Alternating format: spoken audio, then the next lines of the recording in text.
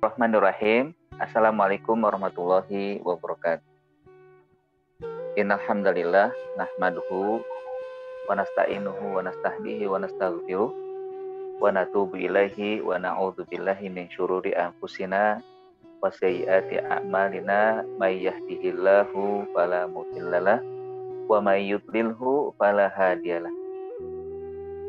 Nashhadu an la ilaha illallah wahdahu la syarikalah wa nashhadu anna Muhammadan abduhu wa rasuluhu la nabiyya ba'dah. Allahumma sholli wa sallim wa barik ala sayyidina Muhammadin wa ala alihi wa ashabihi wa man sara ala nahjihi wa salaka fi tariqihi ila yaumi mi'adi. Amma ba'du. Asbahna wa asbahal mulkulillah walhamdulillahi la syarikalah la ilaha illa huwa wa ilaihin nusyur. Asbahna ala fitratil Islam wa kalimatil ikhlas wa ala dini nabiyyina Muhammadin sallallahu alaihi wasallam wa ala millati abina Ibrahim hanifa wa ma kana minal musyrikin. Radina billahi robba wa bil islami dina wa bi Muhammadin nabiyya wa rasulah. Allahumma sholli wa sallim wa barik ala sayyidina Muhammadin. Bapak dan Ibu sekalian yang dimuliakan Allah Subhanahu wa taala, alhamdulillah segala puji dan syukur senantiasa kita panjatkan kehadirat Allah Subhanahu wa taala. Kepadanya lah kita senantiasa memuji, kepadanya pula senantiasa kita mohon pertolongan, kepadanya pula kita mohon petunjuk, dan kepada Allah pula kita senantiasa berlindung dari berbagai sesuatu, berbagai hal ya. Apakah keburukan yang ada dalam diri kita dan juga perbuatan kita, dan keburukan-keburukan yang mungkin bisa saja datang yang tidak kita sangka-sangka. Hanya Allah yang bisa melindungi seluruh segala hal yang kita tidak inginkan. Salawat dan salam selalu kita curahkan, kita sampaikan kepada Nabi kita, Nabi Muhammad Sallallahu Alaihi Wasallam. Salawat yang akan memberikan kepada yang berselawat ganjaran yang berlipat ganda, 10 kali lipat Allah ganjar bagi orang yang senantiasa berselawat kepada Rasulullah Sallallahu Alaihi Wasallam. Man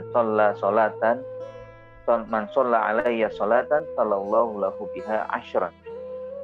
Barang siapa yang bersalawat kepadaku sekali saja, maka akan diberikan ganjaran oleh Allah dengan salawat tersebut 10 kali lipat. Alhamdulillah, pada pagi hari ini kita bisa berjumpa kembali, bertatap muka dan juga bersilaturahim. Mudah-mudahan ini menjadi sarana kita untuk lebih banyak ya, mendekatkan diri kepada Allah, mempererat tali ukhuwah di antara kita, serta untuk bisa banyak berinteraksi kepada ayat-ayat Allah Subhanahu wa ta'ala. Hari ini insya Allah kita akan membahas dan melanjutkan tadabbur yang masuk kepada bagian ke-24 ya, atau pertemuan ke-24 kita, tentang alasan apa sih ya, manusia mengingkari Allah ya? Atau kenapa manusia kok mengingkari Allah? Dalam ayat 27 dan 28 Allah Subhanahu wa ta'ala berfirman, A'udzubillahi minasyaitonir rajim. Kaifa takfuruna billahi wa kuntum amwatan fa ahyaakum tsumma yumitukum tsumma yuhyikum tsumma ilaihi turja'un. Huwallazi khalaqalakum ma fil ardi jami'a tsumma stawa ilas sama'i fasawwahunna sab'a samawat wa huwa bikulli syai'in alim. Bagaimana mungkin kalian, wahai manusia, mengingkari Allah Subhanahu wa ta'ala, padahal Dialah yang telah menciptakan kalian dari tiada kalian, kemudian menghidupkan kalian, kemudian mematikan kalian, kemudian menghidupkan kembali, dan kepadanya lah kalian kembali. Dan Dialah Allah Subhanahu wa ta'ala yang menciptakan untuk kalian apa yang ada di muka bumi ini. Kemudian Allah Subhanahu wa ta'ala berada di singgasananya, dan Allah Subhanahu wa ta'ala atas segala sesuatu mengetahui. Inilah ayat, inilah firman Allah Subhanahu wa ta'ala, yang mana pada ayat ini Allah Subhanahu wa ta'ala mengawali kalimatnya dengan pertanyaan. Kaifa, bagaimana? Takfuruna, kalian kok mengingkari. Dalam ayat memang disebutkan bentuknya pertanyaan. Tapi pertanyaan ini hakikatnya adalah bisa salah satu dari dua hal. Pertama, pertanyaan dalam tujuan atau bertujuan untuk menegaskan, jadi istifham taukidi atau takriri. Kalau orang bertanya kan kadang untuk menegaskan sesuatu yang dia belum tahu atau sudah tahu tapi pengen lebih kuat lagi. Nah, Al-Quran juga Allah Subhanahu wa ta'ala seringkali menegaskan sesuatu dalam bentuk pertanyaan. Misalkan Allah berfirman, alam taro kaifa fa'ala rabbuka bi ashabil fil. Sudahkah engkau tahu, wahai Muhammad, peristiwa penyerangan yang dilakukan oleh pasukan gajah? Bagaimana Allah memperlakukan? Ini kan pertanyaan dari Allah kepada Nabi Muhammad, walaupun Nabi Muhammad sudah pernah mendengar, ya, karena peristiwa itu terjadi pada tahun beliau lahir. Jadi untuk menegaskan. Begitu juga di surat Al-Fajr, alam taro kaifa fa'ala rabbuka bi'ad. Sudah kau tahu, wahai Muhammad, bagaimana Allah perlakukan kaum Ad. Nah, ini para ulama menyebutkan dengan istifham takriri, bertanya untuk melakukan validasi atau memberikan satu keterangan penegasan. Apakah sudah tahu, sudah memahami, sudah mengerti? Nah, jadi ditanya. Nah, yang kedua adalah istifham ingkari. Bahkan juga nanti mengacu kepada, kalau dari Allah kepada orang kafir, ada namanya istifham taubihi. Jadi Allah bertanya kepada manusia bukan berarti Allah nggak tahu, bukan Allah ingin penegasan, tapi Allah ingin menyatakan keingkaran manusia, ya, atau juga ingin menghina manusia, sehingga datanglah pertanyaan tersebut. Dalam ayat ini Allah katakan, kaifa takfuruna billahi wa kuntum amwata. Bagaimana mungkin kalian, wahai manusia, wahai orang kafir, kalian kok mengingkari Allah? Wa kaifa takfurun, dan bagaimana kalian mengingkari? Nah, di sini kan manusia hakikatnya ya mustahil ya sebenarnya mengingkari, tapi ada terjadi. Nah, ketika terjadi keingkaran itu, maka Allah pertanyakan. Tujuannya untuk mengingkari bahwa perbuatan kalian itu salah. Ingkar kepada Allah itu adalah perbuatan yang keliru, tidak benar. Bahkan sebagai bentuk taubihi artinya mencela, menghina, merendahkan perbuatan itu. Kaifa takfurun, ya, artinya bagaimana kalian wahai manusia takfuruna, mengingkari. Takfurun itu juga disebutkan oleh Allah Subhanahu wa taala dalam bentuk fi'il mudhari. Fi'il mudhari artinya perbuatan yang dilakukan hari ini dan juga besok dilakukan, ke depan juga akan dilakukan lagi. Ada namanya istimroriyah. Ada keberlangsungan, kelanjutan dan terus menerus. Takfurun. Kaifa takfurun, wahai manusia, kalian kenapa kau selalu mengingkari Allah? Kenapa kau kalian selalu melakukan pelanggaran? Jadi terus menerus dilakukan oleh manusia. Nah, ini juga akhirnya ditanya oleh Allah dalam bentuk pengingkaran, bagaimana kalian kok selalu mengingkari Allah, nggak mau bertaubat, nggak mau berhenti dalam mengingkari. Ya. Dan kata-kata takfurun dari asal kafara yakfuru, ya, kuffaron atau kufron, berarti menutup. Ya. Yang pernah kita bahas juga di ayat ke-6 ya dalam surat ini, Allah Subhanahu wa taala menyatakan tentang orang kafir, ya innalladzina kafaru sawaun alaihim a'andzartahum am lam tunzirhum la yu'minun. Ya, sedikit mungkin ya mengulang dari kata kufur ini. Kata kufur itu artinya menutup. Seperti botol ya, itu kan ditutup oleh tutupnya ya, atau biasanya kalau pakai plastik atau juga ada bentuknya kaleng itu ditutup gitu kan. Nah, itu penutupnya itu artinya kufur. Penutupnya itu artinya kufur. Dan di dalam surat Al-Hadid juga disebutkan tentang petani ya. Kamatsali ghaitsin a'jabal kuffara nabatuh. Seperti pertanian ya, yang mana pertanian itu kan biasanya tanah itu ditimpa hujan, disiram oleh air hujan, lalu setelah itu dia akan tumbuh ya, muncul tanaman-tanaman.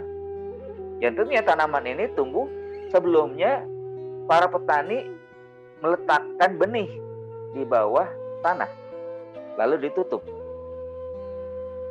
oleh tanah lain. Nah, kata-kata penutup tanah atau petani yang menutup tanah itu disebut kufar. Maka artinya bukan berarti a'jabal kuffaro, artinya orang kafir takjub ya, dengan tumbuhnya tanaman setelah tanah itu disiram oleh air, tapi maksudnya adalah a'jabal kuffar, para petani takjub, bangga juga setelah ya, ditimpa air di tanah tersebut, sehingga dia atau para petani merasa bangga ya dengan itu. Nah, kata-kata a'jabal kuffar sekali lagi bukan berarti orang kafir, tapi petani. Ya, kamatsali ghaitsin a'jabal kuffar nabatu. Ya. Sebagaimana ya ditimpa ya air ya, lalu membuat bangga dan takjub para petani setelah tumbuhnya benih-benih yang sudah ditanam sebelumnya atau sudah diletakkan di bawah tanah. Nah, orang kafir hakikatnya mereka memang menutup hatinya. Orang kafir menutup hatinya untuk menerima hidayah, untuk menerima segala peringatan, segala himbauan, segala ajakan, segala pelajaran dan hal-hal yang memang disampaikan oleh para nabi ya, para ulama ya, para pewaris nabi. Mereka nggak mau menerima. Al-Quran ada, tapi mereka tutup hati mereka, hingga dikatakan dengan kufrun. Bahkan bahasa halus Allah itu sebenarnya ya ada di sini kalimat ini. Tidak Allah katakan manusia itu yang tidak beriman seperti ya, binatang, enggak ya, atau diungkapkan dengan keras, enggak. Kata kufur artinya dia menutup. Karenanya kalau sekarang ini banyak orang yang kok agak segan gitu ya, agak marah itu kalau disebut kafir. Sebenarnya kata kafir itu biasa. Mereka pun mungkin menyebut orang yang tidak beriman dengan agama mereka, sebut kita kafir kan, misalkan gitu ya. Tapi kadang-kala mereka menyebutnya dengan binatang ya. Ada agama lain itu menyebut domba yang tersesat, kan? Ya, kalau yang lainnya menyebut ya dengan binatang yang boleh dilakukan apa saja. Jadi orang yang tidak beriman dengan mereka disebut binatang.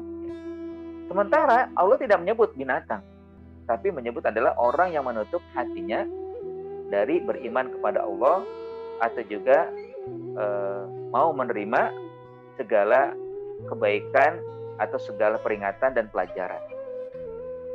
Jadi sesuatu yang berbeda ya. Kalau Allah memang selalu mengungkapkan sesuatu itu dengan bentuk yang halus, tidak langsung ya menyebutkan perbuatan yang dilakukan oleh manusia ya, diantaranya pengingkaran ini dengan kata-kata yang keras, tidak. Kufrun ya, artinya menutup hatinya. Ya, karena dia menutup hatinya, ya Allah Subhanahu wa taala akan juga memberikan sebagaimana yang mereka lakukan. Khatamallahu ala qulubihim wa ala sam'ihim wa ala absarihim ghishawah. Mereka telah tutup hatinya, lalu akhirnya Allah tutup hati mereka, sehingga akhirnya apapun yang sampai kepada mereka itu akan tertolak. Yang utama memang hati.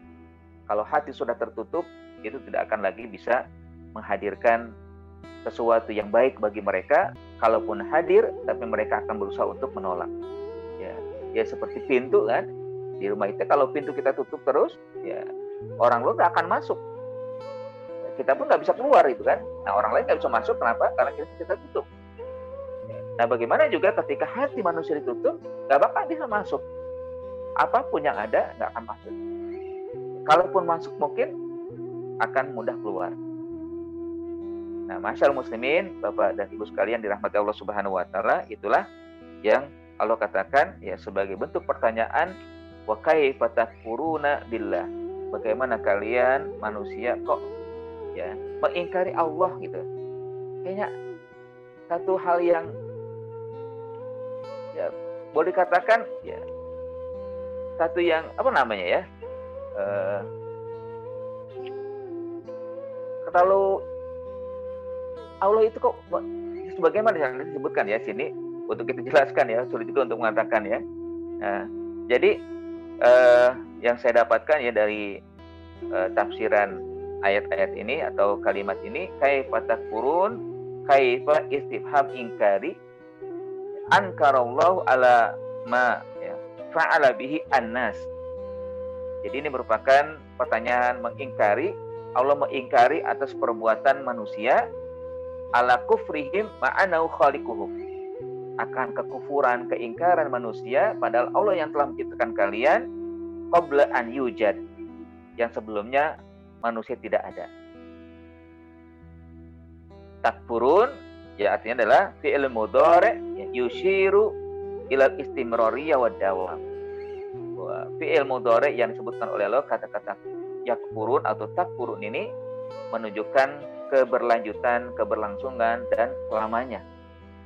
Illa man sya'allahu bitanawul hidayah, kecuali kalau memang Allah memberikan hidayah nanti akan berhenti dia. Tapi kalau terus ya maka dia akan terus berlanjut mengingkari Allah Subhanahu wa taala. Wal kufru at-taghtiyah. Kufur itu adanya menutup ya. Taghtiyatul qalbi wal aqli alal iman billah. Menutup hatinya, menutup akalnya dari beriman kepada Allah Subhanahu wa taala. Ya, kan puncaknya hati. Hati itu menjadi kunci ya, dari orang mau menerima atau tidak. Lalu diproses oleh akal. Akal pun kadang-kadang juga bisa tertutup, lalu hatinya juga tidak mau menerima. Tapi yang seringkali adalah karena hatinya, setelah hatinya baru akalnya yang akan selalu menolak ya, tidak akan menerima sesuatu yang sampai kepadanya. Ala wa inna fil jasadi mudghatan. Idza salahat salahal jasadu kulluhu. Wa idza fasadat fasadal jasadu kulluhu. Ala wahya al-qalb. Hati itu kalau sudah keras, hati itu kalau sudah mati, hati itu kalau sudah rusak, hati itu kalau sudah tertutup, apapun nggak akan bisa. Banyak aja alasannya ya. Banyak aja cara yang disampaikan ya untuk menolak ya. Kadang dengan cara yang halus, kadang dengan cara yang kasar ya. Kadang dengan cara yang ya tidak masuk akal ya. Kadang dengan cara yang mungkin secara logika masuk akal.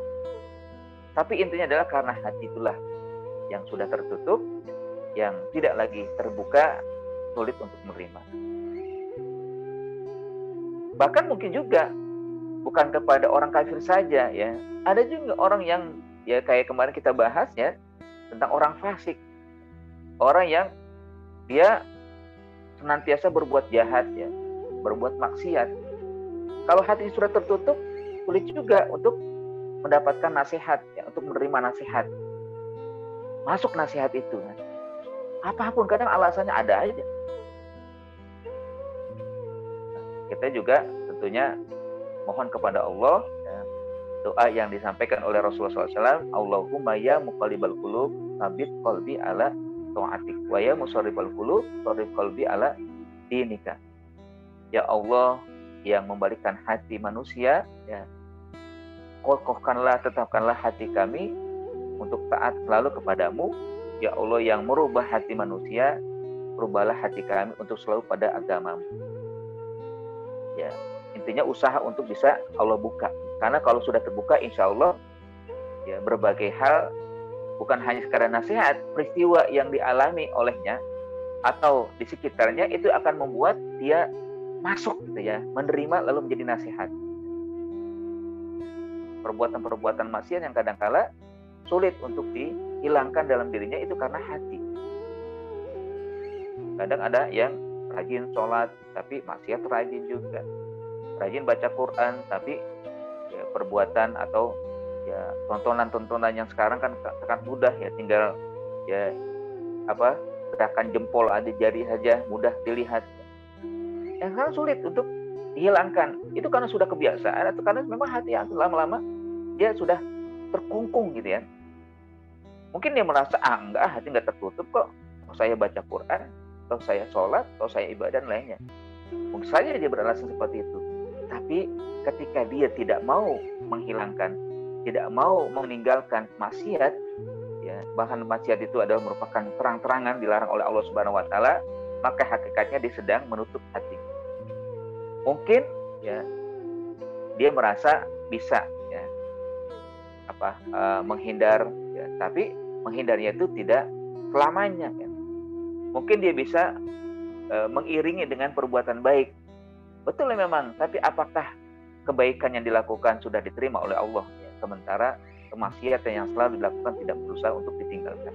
Nah, karenanya bagi kita ya kita juga perlu merenungkan, karena ayat ini bukan sekedar untuk orang kafir saja, tapi kita juga kita ambil sebagai pelajaran agar kita juga selalu berhati-hati, jangan sampai kita pun merasa aman dari hati yang tertutup ya, tapi mintalah kepada Allah agar hati kita selalu terbuka. Ya, bahkan kita selalu ya di saat masuk masjid ya, kita selalu minta kepada Allah, Allah maftah lana abwaaba rahmatik, Allah maftah lana abwaaba fadlika. Dalam rangka memang ya Allah lah yang membuka setiap diri manusia, hati-hati mereka dengan rahmatnya, dengan karunia-Nya dan kebaikan-kebaikan.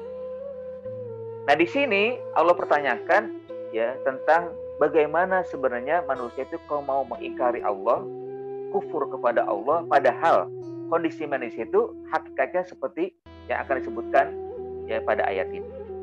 Di mana lanjutan ayatnya Allah katakan, kaifa takfuruna billahi wa kuntum amwatan. Ya, wa kuntum artinya dahulu, amwatan mati. Yang diartikan mati adalah berarti bahwa kalian al-adamu, bahwa kalian sebenarnya tidak ada.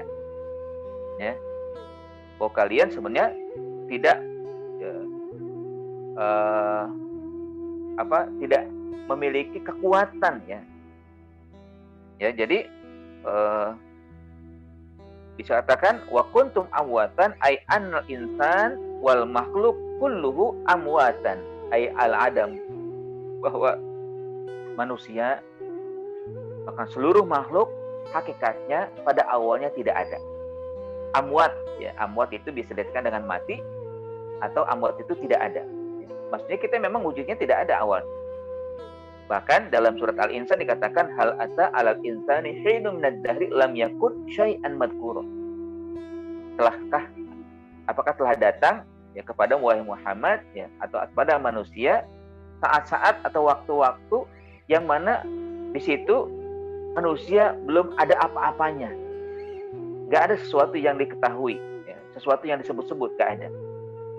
Saya misalkan, ya, dulu sebelum Allah hadirkan, nggak pernah itu orang tua menyebutkan akan datang nanti Syarifuddin pada tanggal segini tahun ini, nggak ada. Lam yakun syai'an madkur, nggak disebut-sebut oleh orang tua kita. Kita nggak pernah disebut, ya. Bapak dan ibu juga nggak pernah disebut. Ya. Waktu nanti akan hadir seperti ini, akan lahir anak saya seperti ini, nggak ada. Pas keluar baru diberikan nama, pas keluar baru disayangi, ya. Pas keluar baru kelihatan, ya, kira-kira cocok namanya apa, ya. Yang perempuan apa, yang laki apa. Baru sebut setelah itu kan. Nah sebelumnya nggak ada, karena emang nggak ada. Kita ya memiliki kekuatan, memiliki kemampuan untuk menghadirkan diri sendiri. Wa kuntum amwatan. Nah ketika kalian mati, loh kenapa setelah hadir, setelah dihidupkan kok malah mengingkari, kan gitu maksudnya. Nah dari kalimat amwat di sini yang dapat dipahami adalah bahwa manusia itu pertama memang al-ghairu al-mazkur, nggak pernah disebut-sebut, nggak pernah disebut-sebut. Siapapun dia nggak pernah disebut-sebut. Apakah mungkin ada ya? Sekarang misalkan ada wanita hamil, dia ingin melahirkan, apakah disebut nanti akan lahir anak saya perempuan begini, nanti dewasa begini? Nggak mungkin, nggak ada seperti itu. Walaupun mungkin punya rencana, tapi ketentuan itu tetap dari Allah Subhanahu Wa Taala. Bisa jadi yang lahir setelah itu ya laki, pada sudah sebut perempuan. Bisa jadi setelah itu lahir betul perempuan, tapi langsung meninggal, ya, diambil oleh Allah langsung nyawanya. Ya. Atau bisa jadi yang dianggap ya sempurna, rupanya na'udzubillah atau maaf mungkin ya ada yang cacat, gitu kan? Ya belum tentu. Tidak ada yang disebutkan orang ya sebelum diciptakan, sebelum ada itu mengenai hal-hal yang diinginkan oleh orang tuanya. Kecuali Rasulullah SAW. Kalau Rasul memang lain. Ya. Nabi kita Muhammad SAW sejak dahulu kala sudah disebut-sebut. Ya. Bahkan sifatnya, karakter sudah disebut. Ya. Bahkan sejak Nabi Adam sudah ada nama Rasulullah SAW. Lalu ya tertulis lagi di Taurat ya, tentang sifat-sifat Nabi. Di Injil juga sebutkan tentang sifat-sifat Nabi. Ya, kecuali Rasul. Tapi kalau kita sebagai manusia biasa nggak ada itu disebut-sebut. Oh nanti akan lahir anak saya begini, dia akan menjadi pemimpin besar, ya, menjadi orang yang kuat, menjadi orang pembela, ya, nggak ada begitu-begitu. Kalaupun dia punya rencana, ya silahkan punya rencana. Tapi rencana itu tetap ketentuannya dari Allah Subhanahu Wa Taala. Nah, amwat juga dipahami dengan al-fana, bahwa sesuatu yang belum ada atau yang tiada berarti fana. Artinya dia tidak selamanya, ya, tidak abadi. Berarti nanti dia akan mengalami kematian kedua, ya, atau ketiadaan yang lain. Dan juga bahwa manusia itu ya ketika disebutkan al-maut atau amwatan, wa kuntum amwatan, berarti manusia itu hakikatnya dhaif, lemah. Tidak bisa menghadirkan dirinya sendiri, tidak bisa memunculkan apa yang bisa dia lakukan dalam kehidupannya. Tidak ada. Dhaif, manusia dhaif. Wa khuliqal insanu dhaif. Manusia diciptakan dalam keadaan lemah.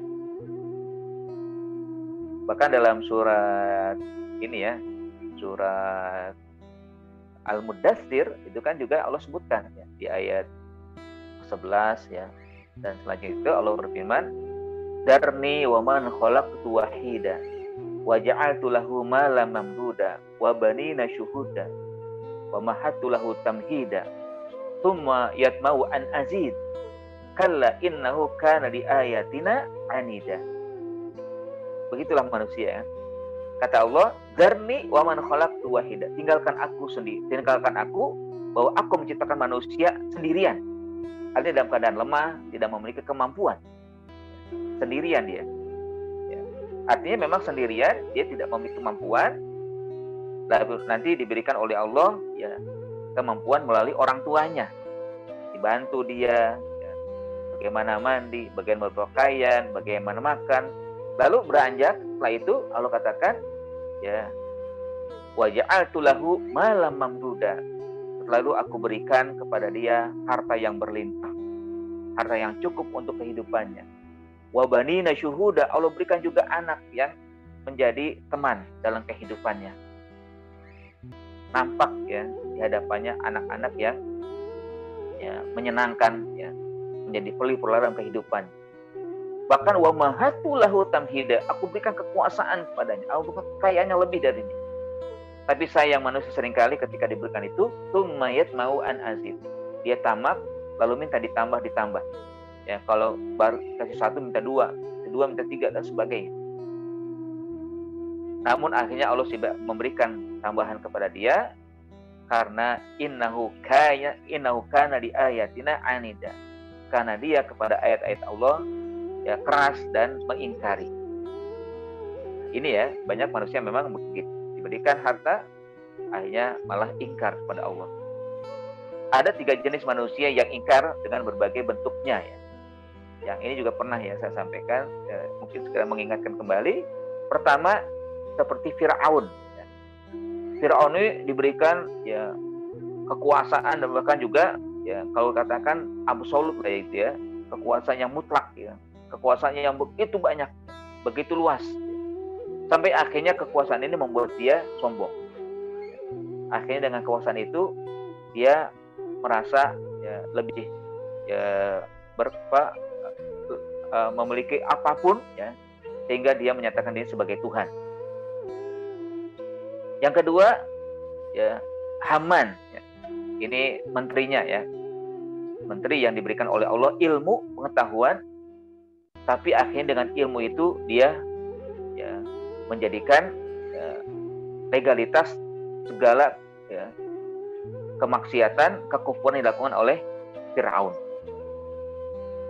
Menteri ya, pembantu atau juga sebenarnya ulama ya, ulama suknya ya. Ulama yang diberikan oleh Allah Subhanahu wa taala ilmu pengetahuan, tapi sayang ilmunya digunakan untuk melegalisasi kemaksiatan, kejahatan, kezaliman yang dilakukan oleh raja. Nah, yang ketiga yang Allah berikan harta ya, yang berlimpah, korun. Korun ini diberikan oleh Allah limpahan harta. Wa inna mafatihahu latanu bil usbah. Itu ungkapan yang sangat kuat sekali dari Allah Subhanahu wa taala bahwa saking banyaknya harta yang diberikan oleh Allah kepada Korun, kuncinya saja perlu dibawa oleh al-bojo, oleh pengawal yang kuat ya. Wa inna mafatihahu, bahwa kunci-kuncinya saking banyak hartanya itu, gudang-gudangnya banyak, sehingga dia membutuhkan kunci, dan kunci itu harus dibawa oleh pengawalnya. Ya, kalau kita kan punya kunci ya kita cukup sendiri kan, karena nggak banyak harta kita, atau mungkin ya nggak begitu perlu ya kunci itu juga ya, untuk dibawa. Tapi dia memang harus begitu. Ya, tapi Allah katakan demikian, wa inna mafatihahu latanu bil usbah, sehingga kuncinya perlu membutuhkan ya pengawal, ya, perlu ada yang membawa. Nah, jamaah sekalian rahmati Allah, nah 3 hal ini yang Allah berikan, baik dari kekuasaan, dari ilmu pengetahuan dan harta, semuanya membuat manusia ya, banyak yang ingkar, yang banyak kufur. Akhirnya Allah benamkan mereka. Ya, Qarun dan Haman dibenamkan ke dalam lautan, Fir'aun dan Haman dibenamkan dalam lautan, dan si Qarun dibenamkan ke dalam perut bumi. Ya, fakhasafna bihi wa bidari ardh. Akhirnya kami benamkan dia dan hartanya ke dalam bumi. Nah, tentunya di sini peringatan juga yang Allah Subhanahu wa taala katakan bahwa kita sebagai manusia hakikatnya tidak ada, sebelumnya tidak ada. Kita adalah orang yang fana dan kita pun orang yang lemah.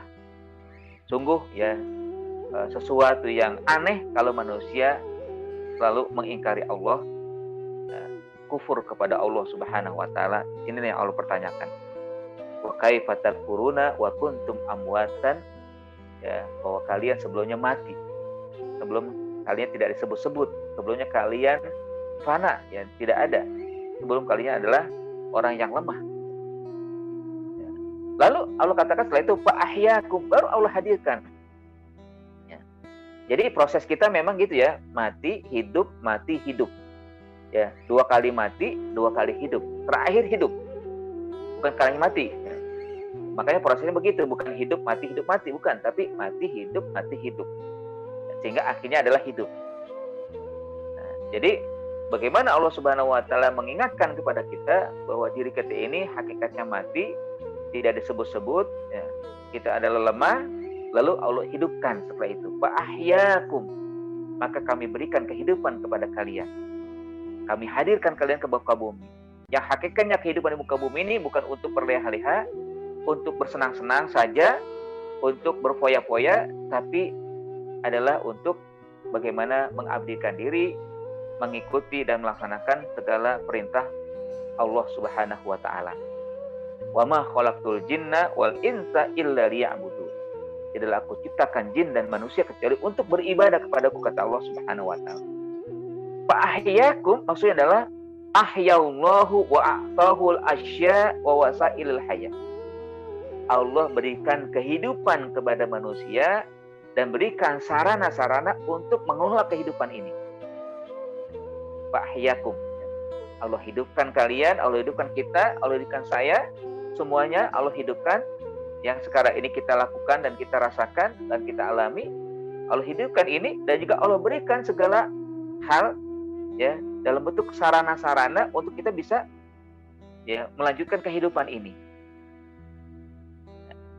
Yang diantaranya adalah 4 hal, ya, Allah sudah tentukan kepada kita. Pertama adalah al-rizku, yang kedua al-amalu, yang ketiga al-ajalu, yang keempat an-nasibu. Nah, ini sarana-sarana yang Allah berikan dalam kehidupan kita.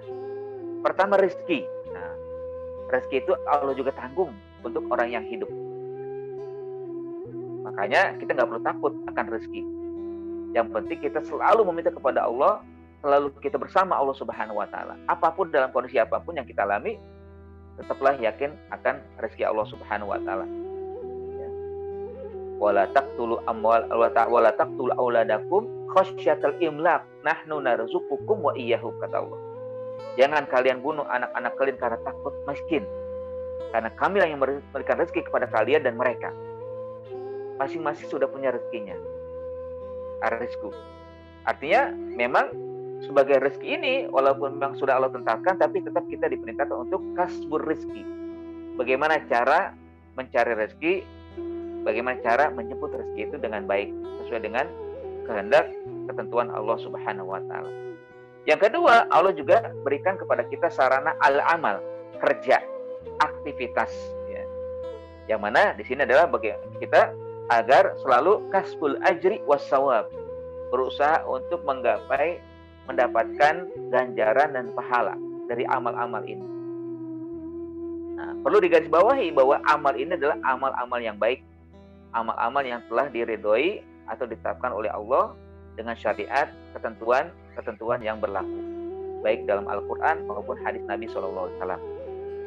Jangan sampai kita merasa, amal saya yang begini, ya, padahal salah, akhirnya dipertahankan, ya, nggak boleh, ya, emang Allah sudah ketentuan gini, ya saya nggak bisa berubah, itu kan udah ketentuan Allah, nggak bisa dijadikan alasan kalau dia berbuat jahat lalu mengatakan ini sudah takdirnya. Enggak. Kenapa?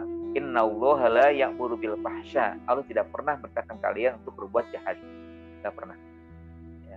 Nggak bisa orang menjadikan dalih karena takdir lalu dikatakan saya berbuat ini karena Allah. Tapi kalau baik atau kebaikan yang kita lakukan, ketaatan yang kita lakukan, maka itu memang sudah menjadi, ya, ketentuan atau juga takdir Allah Subhanahu wa taala. Giring kita untuk selalu berbuat baik, berbuat sesuai dengan perintah Allah Subhanahu wa taala. Jadi hal yang lain ya gitu kan, bahwa memang al-amal ini maksudnya al-amal as-sholih likasbil ajri wassawab. Amal-amal soleh untuk kita bisa mendapatkan ganjaran dan pahala. Lalu yang ketiga al-ajal, ya, tentang kesempatan, ya. Ini kasbi al-fursah, ya. Bahwa kita memiliki kesempatan ajal yang kita tidak tahu kapan habisnya, kapan Allah ambil nyawa kita, tapi ini kesempatan yang paling berharga, sangat berharga untuk kita gunakan sebaik-baiknya agar mengarungi kehidupan ini sesuai dengan syariat dan juga, ya, ridho Allah Subhanahu wa taala. Lalu nasib, ya. Nasib kita juga sudah ditentukan oleh Allah. Apakah kita berada di dalam kehidupan yang apa baik, atau mungkin ini ya kondisi yang menyenangkan atau bahagia, atau mungkin kondisi yang miskin, banyak sedihnya gitu kan. Tapi kalau kita jalani dengan baik, ya tentunya ini akan bisa berakibat sesuatu yang baik pula. Allah ganjar dia kebaikan-kebaikan. Tapi di sini istilahnya bahwa kita berusaha untuk ikhtiar untuk mendapatkan yang lebih baik. Ya. Bagaimana nasib yang Allah tentukan ini adalah agar kita bisa berikhtiar, memilih untuk bisa menjadikan apa yang telah Allah tetapkan lebih baik. Liyakuna afdol, untuk menjadi hanya kebaikan-kebaikan yang kita peroleh. Contohnya lah ya, saat ini kita hadapi. Kita berada di dalam kondisi pandemi yang bahkan sudah lama kita rasakan.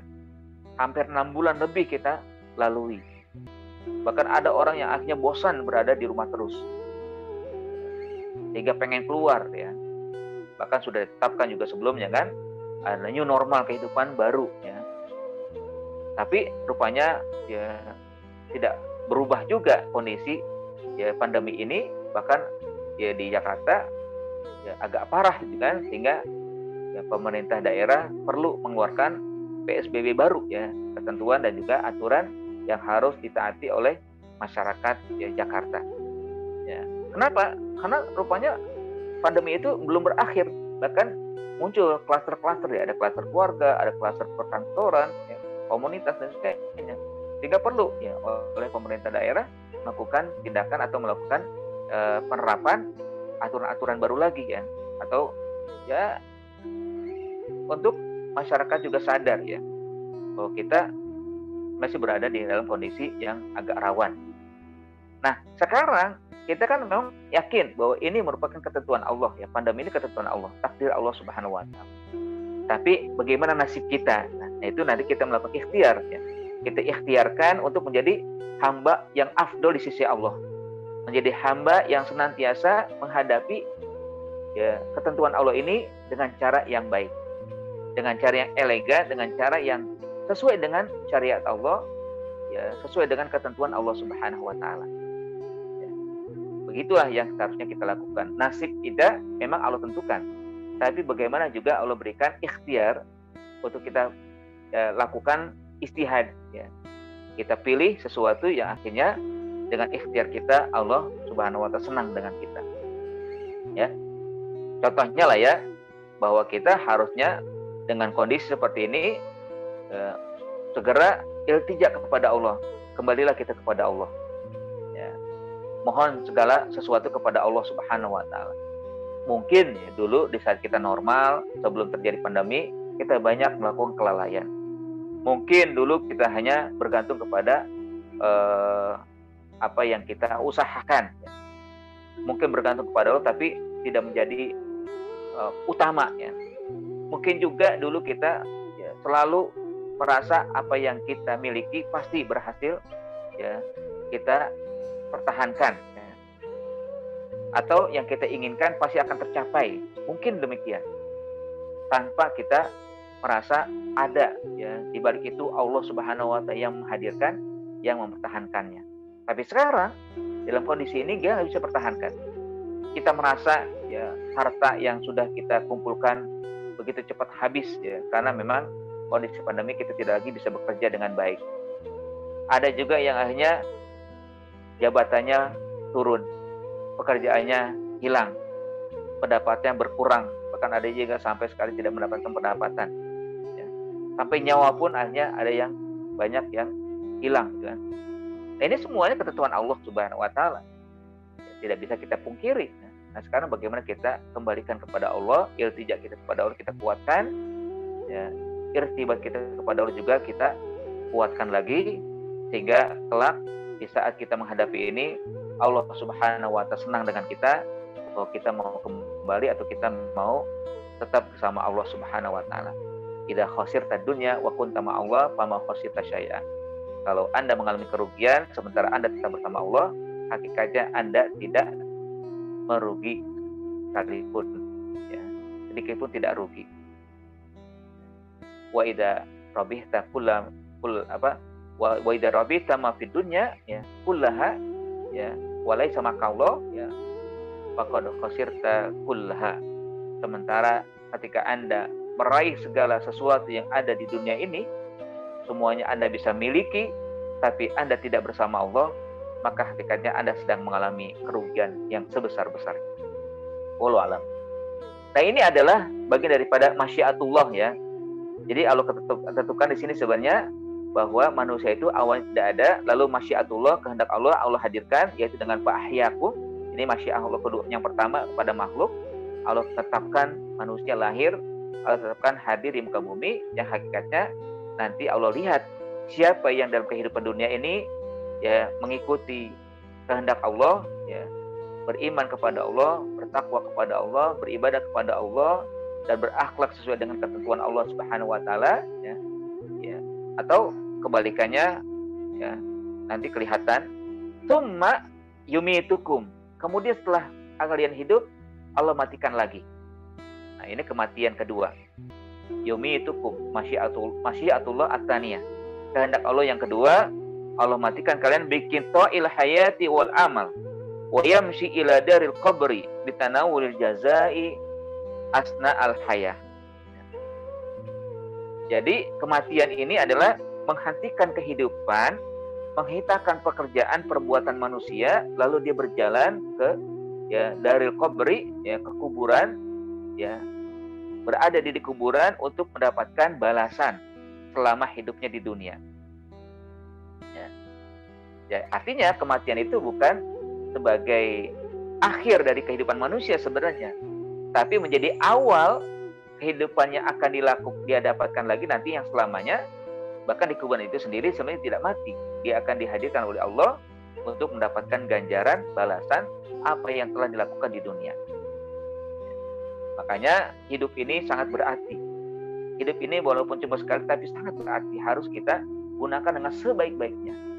Jangan sampai kita abaikan, jangan sampai kita sepelekan, jangan sampai kita sia-siakan, jangan sampai kita tidak gunakan untuk berleha-leha, berpoya-poya, tanpa ada usaha untuk mendekatkan diri kepada Allah, tanpa kita usaha untuk mendapatkan ya, apa yang sudah disediakan oleh Allah ya, berbagai bentuk ya sarana yang sudah diberikan, kita tidak jadikan untuk meraih ridho Allah dan meraih ganjaran pahala dari Allah Subhanahu wa taala. Summa yumitukum ini adalah hakikat yang akan bisa menjadi penentu saat-saat Allah hadirkan lagi. Summa yuhyikum ya, masyiat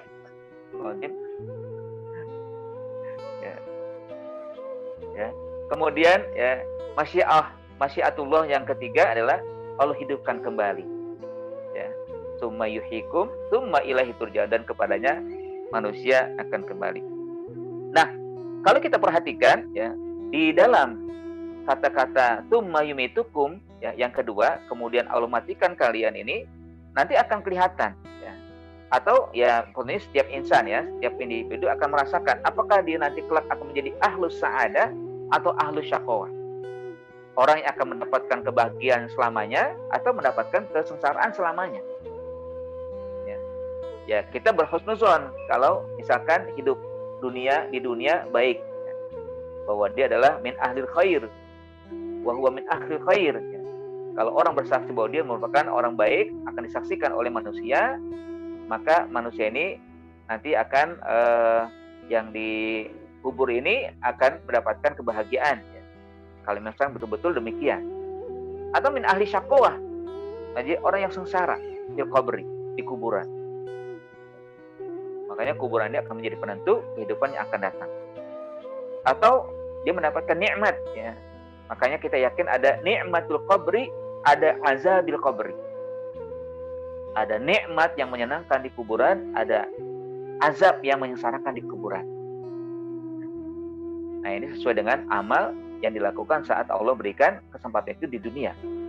Ada yang tahun, ada yang 2 tahun, ada yang 3 tahun, ada yang 4 tahun, ada yang 10 tahun, ada yang 20 tahun, ada yang 30 tahun, ada yang 40 tahun, ada yang 50 tahun, ada yang 60 tahun. Ada mungkin di antara jamaah yang sudah melewati umur Nabi. Ya Alhamdulillah Allah berikan kesempatan ini. Nah, kesempatan inilah harus kita gunakan sebaik-baiknya di sisa hari, di sisa waktu, di sisa usia, kita gunakan sebaik-baiknya agar Allah Subhanahu wa taala menerima amal ibadah kita. Kalau ada yang salah, Allah ampuni dosa-dosa kita. Sehingga nanti ketika yumitukum, Allah tetapkan kehendaknya yang kedua, kita dimatikan, kita berada di alam kubur, maka kita mendapatkan nikmat bukan azab. Bahkan juga Allah berikan keluasan, bukan kesempitan di dalam kubur. Memang cuma 1 meter atau 2 meter ya, tergantung tingginya manusia. Lebarnya juga cuma ya setengah meter atau berapa senti saja, itu 1 meter ya. Bahkan di liangnya itu juga kecil ya, hanya sebesar anggota tubuh kita. Tapi akan luas, akan menjadi luas bagi siapa yang beriman, bagi siapa yang berbuat baik, bagi siapa yang terus meminta kepada Allah ampunan, bertaubat kepada Allah Subhanahu wa taala. Tapi bagi siapa yang ya hidupnya berpoya-poya, tidak mau beriman, kufur kepada Allah, maka dia menjadi ad-dayyiq, akan menjadi tempat yang sangat sempit sekali. Auzubillah. Nah, nanti setelah itu di saat waktu-waktu yang telah ditentukan, yaitu hari kiamat, hadirlah masyiah Allah yang terakhir, yaitu tsumma yuhyikum. Kemudian kalian dihidupkan. Ya. Ahya'ul insan ba'dal mauti bitanawuli haqiqatal jaza. Jadi Allah hadirkan kehidupan kembali, kehidupan yang kedua ya. Mati, hidup ya. Nah, hidup yang kedua ini untuk menjadi selamanya, kita akan hadir di hadapan Allah, kita digiring di hadapan Allah Subhanahu wa taala menuju padang mahsyar untuk mendapatkan ganjaran yang hakiki, balasan yang hakiki. Walaupun sebenarnya sudah ketahuan. Di kuburan sudah ketahuan, pada diri masing-masingnya sudah ketahuan. Ya. Saya alhamdulillah di dunia baik, di kuburan diberikan kebaikan, pasti di akhirat akan kebaikan pula. Sementara orang yang kafir, orang yang ingkar, orang yang jahat, orang yang selalu bermaksiat, di kuburannya banyak siksa, dihidupkan tentunya sudah sengsara dia. Makanya di dalam ayat itu, ayat lain ya, disebutkan banyak bentuk-bentuk wajah ya. Banyak bentuk wajah yang berubah-ubah, yang berbeda-beda. Walaupun intinya dua kelompok ya. Orang beriman dengan orang kafir. Misalkan di surat Al-Imran disebutkan yauma tabyaddu wujuhun wa taswadu wujuh. Ya. Pada hari kiamat nanti ada wajah yang berseri-seri, yang wajahnya putih cemerlang. Tapi ada yang warnanya hitam gelap. Yang putih ya fa'ammal ladina swadat wujuhum akafartum bi afakaltum ba'da imanikum ya. Bagaimana yang wajahnya hitam karena kekufuran. Wa ammal ladina biyaddu wujuhum fa fi rahmatillah, sementara yang wajahnya putih dia mendapatkan rahmat dari Allah Subhanahu wa taala. Ada lagi dikatakan wujuhu yauma idzin khashi'ah. Ada lagi wujuhu yauma idzin na'imah. Orang kafir wajahnya khashi', wajahnya tertunduk malu, hina ya, lesu ya. Kenapa? Sudah tahu dia akan hakikat ganjaran yang sudah ditetapkan oleh Allah, karena di kubur sudah merasakan begitu sengsaranya. Jadi wajahnya khasyi'ah, seperti orang sholat khusyuk kan. Kalau khusyuk kan tunduk ya ke bawah. Kalau sholat ya tentunya bagus khusyuk. Tapi di sini saat dia khusyuk, dia dalam keadaan terhina. Tapi di sana orang beriman wujuh yauma idzin na'imah, ceria, cemerlang, berbahagia, kayak ya istilahnya baru ya awal bulan ya, dapat gaji, dapat ya kenikmatan ya, dapat upah dari pekerjaannya. Nikmat gitu ya, penuh dengan kenikmatan. Ada lagi di surat Abasa, Allah katakan wujuh yauma idzin musfirah, dhahikah mustabsyirah. Wajah orang beriman ya musfirah, cemerlang, ceria, seakan tertawa. Dhahikah mustabsyirah, penuh kegembiraan. Tapi orang kafir wujuh yauma idzin 'alaiha ghabarah. Wajah orang kafir seakan seperti debu, ya penuh dengan debu di wajahnya, kusam. Perjalanan jauh, sementara begitu banyak debu, ya ini kan gambarnya di padang pasir ya. Ya, 'alaiha ghabarah. Ya, kumal gitu kan wajahnya. Ya, jelek gitu kan. Ada lagi yang terakhir juga di surat Al-Qiyamah, Allah katakan wujuh yauma idzin nadhirah ila rabbiha nazirah. Wujuh yauma idzin 'alaiha ya basirah. Tazunnu ayyuf'ala biha faqirah. Wajah orang kafir, wajah orang beriman nadhirah, bercahaya. Kenapa? Ila rabbiha nazirah, karena dia bisa berkesempatan melihat Allah Subhanahu wa taala. Tapi di sisi lain ada wajah yang kusut, lesu, ya, basiroh, ya, jemu kelihatannya, ya, basiroh, ya, karena dia sudah merasakan azab di kuburan dan di akhirat sudah ada ketentuannya. Jadi di sini tsumma yuhyikum, untuk mendapatkan hakikat ganjaran dan balasan yang akan Allah berikan kepada mereka semua yang masing-masing sudah tahu, karena masa-masa penantian sudah mereka dapatkan, di alam kubur sudah mereka dapatkan. Imma an yakuna min ahlil jannati waridwani wa imma an yakuna min ahlil nari wal ghadban. Ya. Apakah dia nanti menjadi penghuni surga dan mendapatkan keridhaan Allah, apakah dia akan menjadi orang yang menjadi penghuni neraka dan mendapatkan kemurkaan dari Allah Subhanahu wa taala. Ya. Tsumma ilaihi turja'un, dan hakikatnya kalian akan kembali kepada Allah, di mana Allah Subhanahu wa taala akan mengumpulkan semuanya lalu diberikan, ya, timbangan balasan sesuai dengan amal masing-masing. Ya. Ya, jadi hakikatnya kan gini ya, kalau boleh kita runut ya, bahwa kita mati hidup. Ya, sekarang kita dalam fase kedua, ya, atau perjalanan kedua. Nanti kita mengalami perjalanan ketiga, yaitu kematian. Yang hakikatnya kematian ini bukan ujung daripada kehidupan, tapi merupakan awal dari pembalasan dari Allah Subhanahu wa taala atas perbuatan manusia. Di kubur akan mendapatkan balasan sesuai dengan amal masing-masing. Lalu nanti kita mengalami fase keempat, yaitu kehidupan kedua, ya. Ujungnya adalah bahwa nanti kita akan digiring, lalu kita lalui lagi nanti, ya, an-nashr, dikumpulkan di padang mahsyar. Ya. Ini fase kelima nanti. Setelah itu ada al-hisab, kita masing-masing dihisab. Walaupun sebenarnya sudah ketahuan, ya, karena tadi ya saya sebutkan selalu, ya, di alam kubur sudah ketahuan bagaimana. Nah, al-hisab setelah itu al-mizan. Al-mizan ditimbang, masing-masing ditimbang.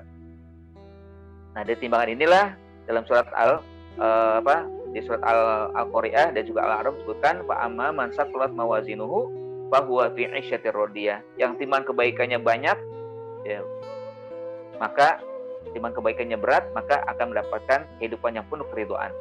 Wa amma man khaffat mawazinuhu, sementara timbangannya ringan, timbangan kebaikan ringan, terdapati jahatnya banyak, maka fa ummuhu hawiyah, tempat kembali adalah neraka hawiyah.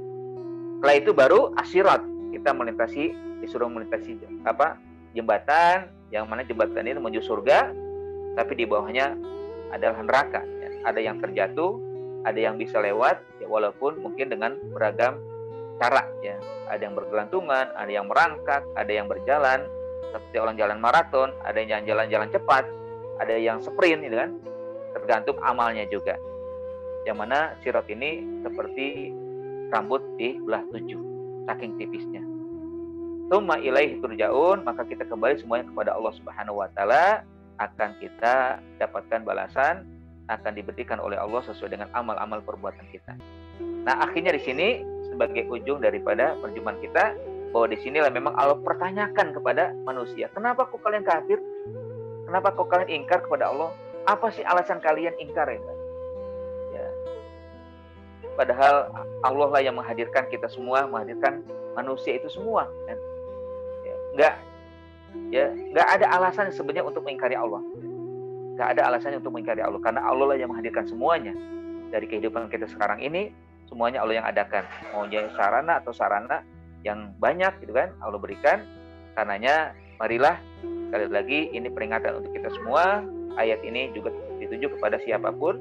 Mari kita kuatkan iman kita, kita mantapkan jiwa kita untuk selalu melaksanakan perintah Allah, jauhi larangan-larangan Allah Subhanahu wa taala, sehingga Allah ridho dengan kita, Allah senang dengan kita, dan Allah juga bisa memberikan rahmat kepada kita, yang pada akhirnya ketika kita berada di alam kubur mendapatkan kebahagiaan, keluasan, nanti juga di alam akhirat mendapatkan lebih besar lagi, lebih banyak lagi, sebagaimana yang sudah disebutkan juga di ayat 25, ya. Ya, Allah katakan, ya, wa basyiril ladzina amanu wa 'amilus shalihat anna lahum jannatin tajri min tahtiha al-anhar. Berikanlah kabar gembira kepada orang yang beriman dan beramal soleh bahwa mereka akan mendapatkan surga yang mengalir di bawahnya sungai-sungai. Ini saja mungkin yang bisa kita bahas bersama ayat 27 dari surat Al-Baqarah. Mudah-mudahan bisa menjadi memicu kita untuk selalu berbuat baik, mencegah kita berbuat jahat, ya, menghindar kita dari segala kemaksiatan, ya, sesuatu yang bisa membuat kita mudarat, yang berbahaya, sengsara, baik di dunia juga di akhirat atau di alam kubur sebelum. Terima kasih atas perhatian dan kehadirannya. Lebih kurang mohon maaf. Aku qouli hada. Assalamualaikum warahmatullahi wabarakatuh. Selanjutnya, jika ada ingin ditanyakan atau dimintakan mau mempertegas ya dari saat ini, ya, pertemuan kita ini, silakan. Baik Bapak dan Ibu bisa menggunakan chatting ya, atau langsung dibuka dengan mic ya. Di sini ada yang bertanya, bagaimana cara mengajarkan anak yang agak kecewa dengan masa lalunya, padahal sudah pernah hafal 9 juz. Ada yang mungkin, tapi sekarang agak turun karena terpengaruh kuliahnya di sejarah ya. Dan yang lainnya terpengaruh HP dan laptop ya.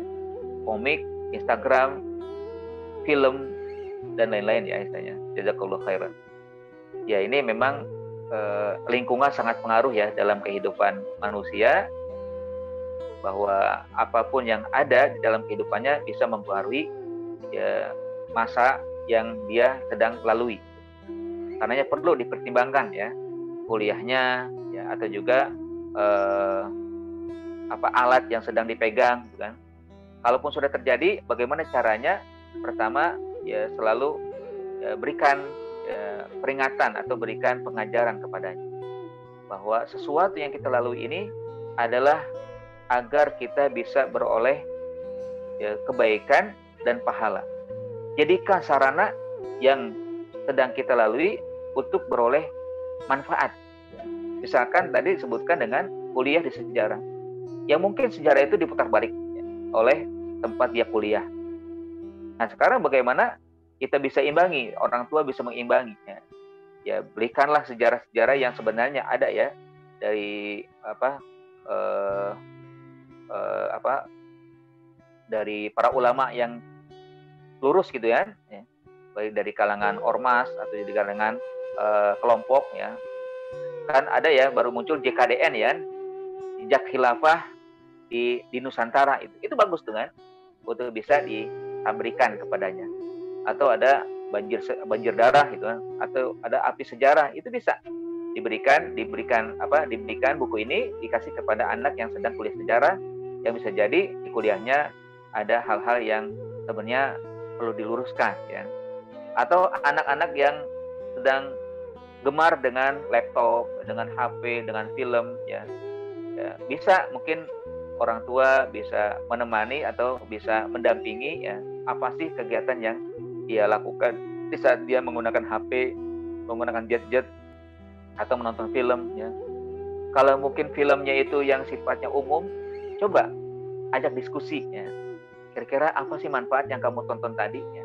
Setelah itu coba kita diskusi, kira-kira ilmu yang didapat dari film itu kan bisa jadi ada yang bermanfaat ya. Jadi yang baik ya. Walaupun mungkin filmnya film barat ya, filmnya film Korea ya. Kalau enggak ya bedakan aja, sampaikan aja dengan terus terang ya. Nah, begitu dengan jet ya, dengan ya banyak lah ya hal-hal yang bisa, dan banyak sekali memang masalah yang kita hadapi itu berasal dari kebiasaan anak ya, kebiasaan kita juga sebenarnya ya. Nah di sisi lain ya, selain mendampingi, selain juga memberikan alternatif dengan program-program, dengan kegiatan-kegiatan ya, juga coba kita arahkan segala atau kita sampaikan ya kepada dia bahwa semua kegiatan aktivitas itu akan mendapatkan pahala asal kita berusaha untuk lillahi ta'ala. Nah kalau tidak maka akan sia-sia kehidupan kita. Itu ya. Baik, ada yang bertanya lagi? Ya saya Ustadz boleh? Mohon izin. Ya boleh, silakan. Pak Ali. Ya. Ya Pak Ali, silakan. Ya, Assalamualaikum. Waalaikumsalam warahmatullahi wabarakatuh. Ya. Tadi Ustadz mengatakan bahwa manusia ini asalnya tidak ada. Ya. Saya teringat satu ayat di Al-Quran, surat Al-A'raf ayat 172. Ah, Allah berfirman, saya potong aja ya. mm, Yang dikenal dengan perjanjian ketuhanan itu Ustaz. Alastu ya, birabbikum? Qalu bala syahidna. ya, Nah ini perjanjian ketuhanan ini realisasinya kapan Ustaz? Sebelum diciptakan, masuk di alam roh atau sudah jadi janin? Itu ya, satu pertanyaan saya. Yang kedua, ada dua Ustaz. Yang kedua, manusia mati itu pada hakikatnya sebelumnya tidak mati. Karena akal, jiwa, dan rohnya masih hidup, masih ada. Buktinya waktu dia sudah di dalam kubur, waktu ditanya oleh malaikat, manusia ini bisa berpikir dan bisa menjawab pertanyaan malaikat tadi itu. Berarti kan akalnya masih ada, ya, jiwanya masih ada. Ruhnya bagaimana? Ruhnya apa masih ada atau kembali kepada Tuhan itu saya nggak jelas Ustaz. Masih ragu saya. ya, Bagaimana Ustaz? Bisa mohon dijelaskan Ustaz? ya. Baik. Yang pertama memang yang tadi ditanyakan terkait dengan al-adam ya mati itu hakikatnya gini, bahwa manusia itu dianggap hidup ketika sudah keluar dari rahim. Ya. Tapi kalau sebelum lahir itu dianggap tidak ada, dianggap masih belum ada. Ya. Jadi belum hidup ya. Walaupun di dalam surat Al-A'raf tadi dibacakan ayatnya ya ketika Allah bertanya kepada janin itu ya tentunya di sini kan tahapnya gini ya bahwa manusia itu pertama mati yang tidak ada roh ya. Tapi di usia 120 hari 4 bulan itu Allah tiupkan roh. Nah, berarti ini belum menjadi wujud manusia, tapi tetap dianggap tiada karena dia belum lahir ke dunia. Jadi belum ada syariat yang ditetapkan kepada dia. Kecuali memang Allah ajak dia untuk bersaksi bahwa aku adalah Tuhan kalian, maka mereka bersaksi. Sehingga ya, ketika lahir, dibangkitkan Ustaz. Wajarlah manusia disebut dengan fitrah. Ustaz maaf, tadi waktu roh sudah ditiupkan, kemudian dia meninggal, nanti dibangkitkan nggak dia? Daripada yang sebelum ditiupkan roh, dibangkitkan. Karena roh sudah masuk ya. Ya. Kalau roh belum masuk nggak dibangkitkan, begitu Ustaz? Ya, roh sudah masuk. Enggak. Jadi nggak dianggap ya. Kan gini juga, ada dalam hukum fikih tentunya nanti ada juga kalau di 120 hari, sebelum 120 hari terus kena aborsi, diaborsi itu dia nggak salah, nggak kena dosa. Tapi kalau dia sudah 121 hari, 4 bulan lebih, itu sudah dititipkan roh, sudah menjadi manusia, dia akan dihukum seperti kisos ketika dia melakukan aborsi, ya aborsi yang ilegal. Kalau dalam hukum fikih begitu. Nah, jadi memang manusia sebelum hadir ke dunia dianggap belum ada, nggak disebut-sebut, tapi kalau sudah lahir begitu. Tapi memang prosesnya ada masanya itu kan 4 bulan sebelum ditiupkan roh, belum bentuk sempurna, baru hanya anggota tubuh aja yang ada, tangan, kaki dan sebagainya, nanti ditiupkan roh di usia 120 hari. Baru setelah itu nanti lahir. Nah, lahirnya itu mulai dia diberikan 4 hal tadi ya, rezekinya, amalnya, ajalnya dan nasibnya. Ya, nanti berjalan sampai dia dewasa. Nah, dewasa itu nanti disempurnakan dengan akal. Akal itu bisa memilih mana yang benar, mana yang salah. Hati dia bisa menerima kebaikan-kebaikan atau juga menolak keburukan-keburukan. Nah, yang kedua tadi agak lupa, masih lupa yang tadi. Yang kedua apa tadi Pak? Pak Ali, maaf. Begini, maaf, yang pertama kelihatannya belum terjawab Ustaz. Maksud saya itu perjanjian ketuhanan tadi itu alastu birabbikum itu diucapkan perjanjian itu dilakukan setelah jadi janin atau sebelum masih di alam roh atau masih sebelum terjadi manusia? Bagaimana Ustaz? Sebelum jadi janin maksudnya. Yang di usia 121 hari itu. Oh, di situ perjanjiannya. Setelah Allah tiupkan roh. Ya, itu baru. Allah bilang alastu birabbikum. Baru Allah iya. Oh begitu. Ya, Allah buat perjanjian di situ. Ya, setelah jadi janin. Ya, oke. Yang kedua, pertanyaan saya yang kedua, setelah manusia ini wafat, itu jiwa dan akalnya masih ada. Buktinya mereka bisa berpikir, bisa jawab pertanyaan malaikat dalam kubur. Hanya yang mati hanya jasadnya saja. Tapi akalnya, jiwanya, katanya dalam hadis saya dengar itu manusia wafat itu dia tahu siapa yang besuk, yang takziah, yang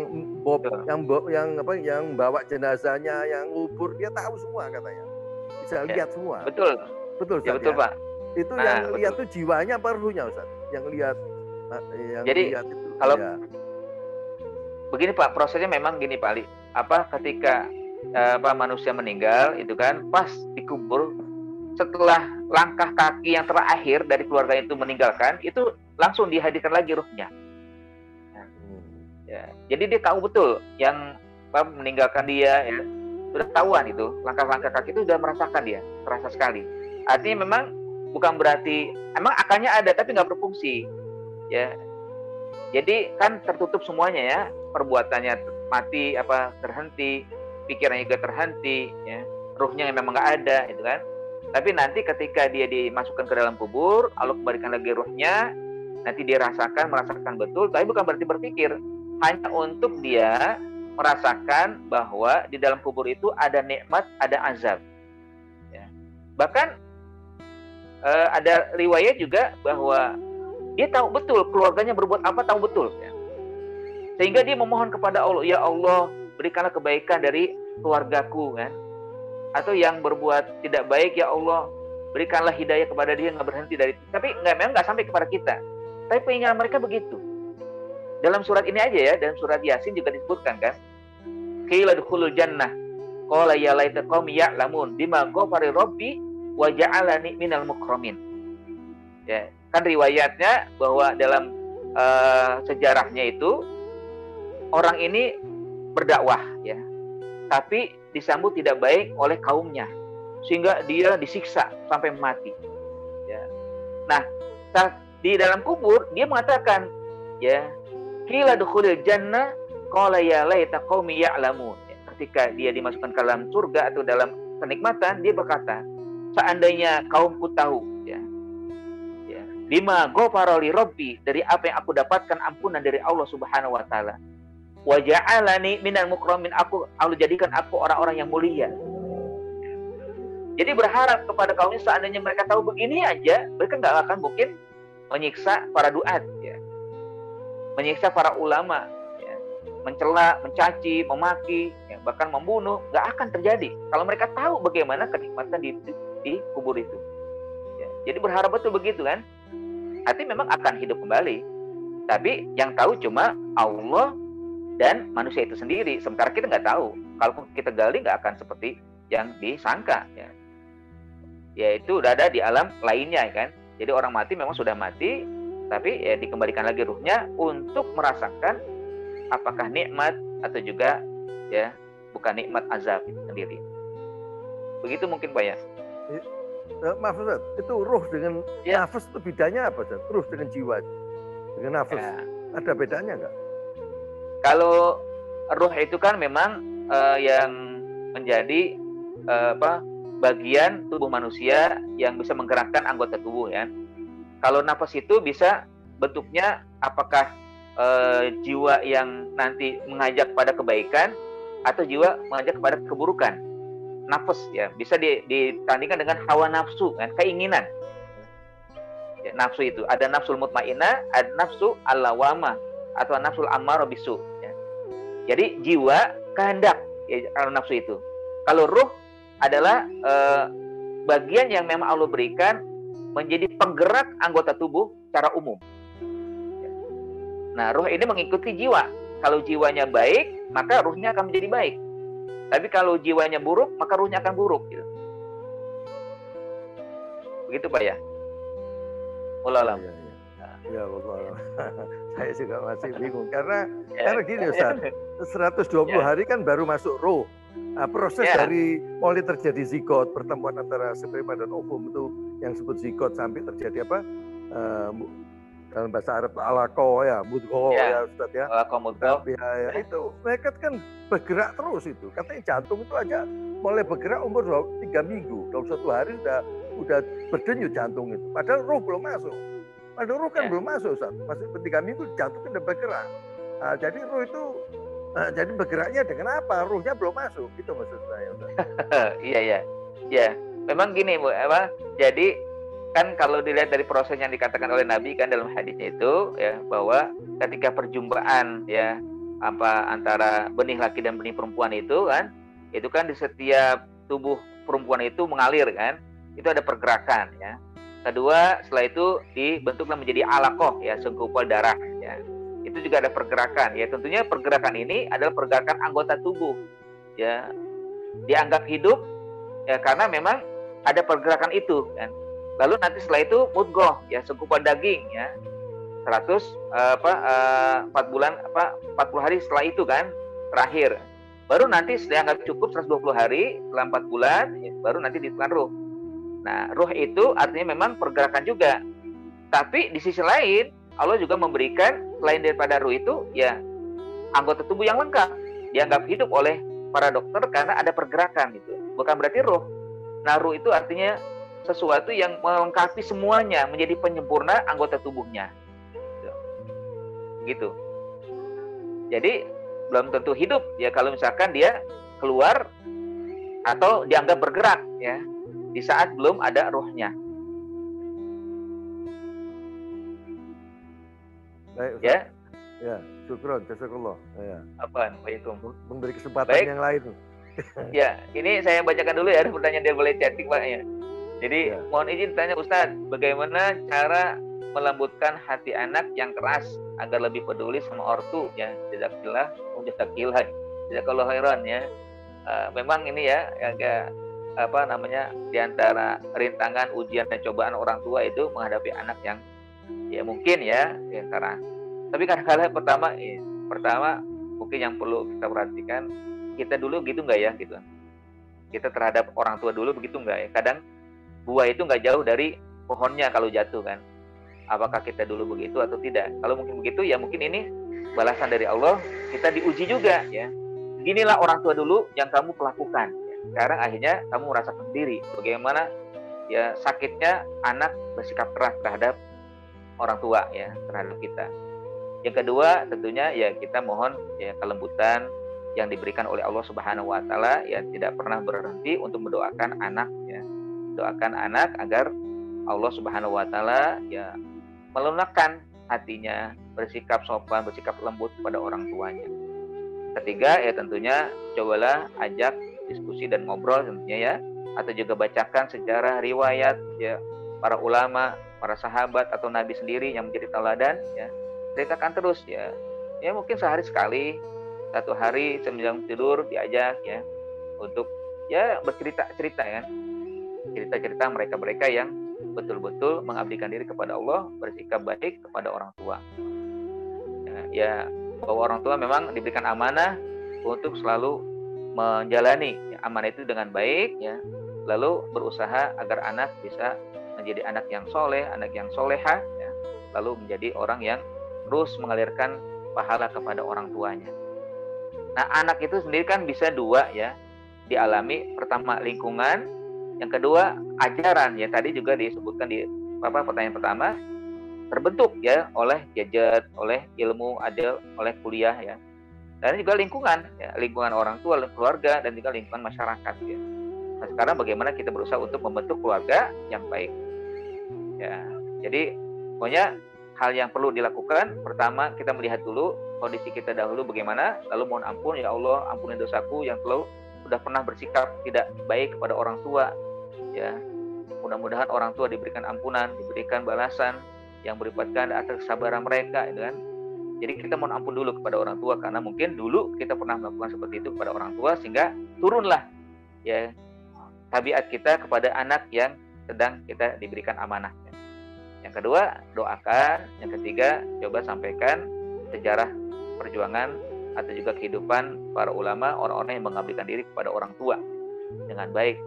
Dan juga cerita-cerita ya kayak Alqamah ya, kalau di kita Malin Kundang gitu kan, ceritakan akibat-akibat yang akan terjadi. Tapi sebenarnya lebih enak ceritakan yang baik-baik aja, yang bagus-bagus ya, sehingga mereka termotivasi untuk berbuat baik, bersikap lembut, bersikap hal-hal yang bisa mendambakan ya orang tua. Itu mungkin ya. Terus juga yang ketiga dari Bu Vina ya, bagaimana mengatasi pikiran yang masih teringat dengan masa lalu hingga lupa bersyukur dan akan nikmat yang sekarang diterima.